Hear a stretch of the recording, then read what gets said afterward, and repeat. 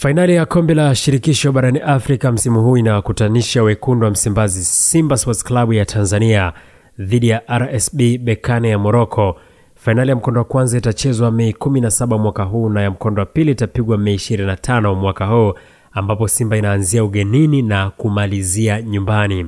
Berkane na Simba walipangwa kundi moja katika michuano ya kombe la shirikisho msimu wa mwaka 2021-2022, ambapo ugenini Simba ilipoteza bao 2-0 na nyumbani Simba ikashinda bao 1-0 msimu huo, ambapo katika msimu huo kutoka kundi hilo Simba pamoja na Berkane wakaingia katika hatua ya mtoano, yani hatua ya robo finali, ambapo Berkane alifika paka katika hatua ya finali akafungwa na Zamalek ya Misri, lakini Simba akaishia katika hatua ya robo finali alipoondolewa na Orlando Pirates ya Afrika Kusini.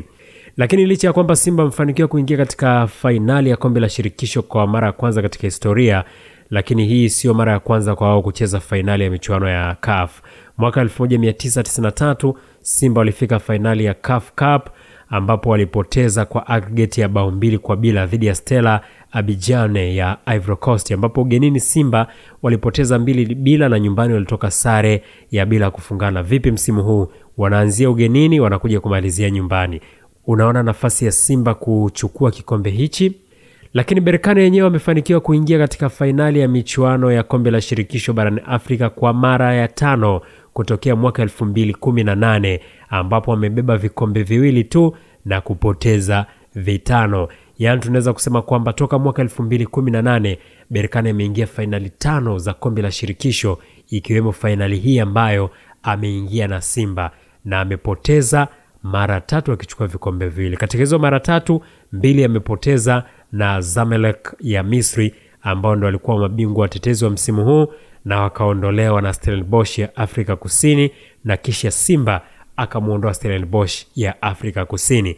Lakini hawa RS Berkane ni miongoni mwa timu ambazo zina performance nzuri sana msimu huu katika kombe la shirikisho. Wana clean sheet 8 toka hatua ya makundi waliposhiriki, lakini miongoni mwa timu ambazo zimekuwa katika kiwango bora sana kunako msimu huu. Finali dhidi ya Simba. Maoni yako ni yapi?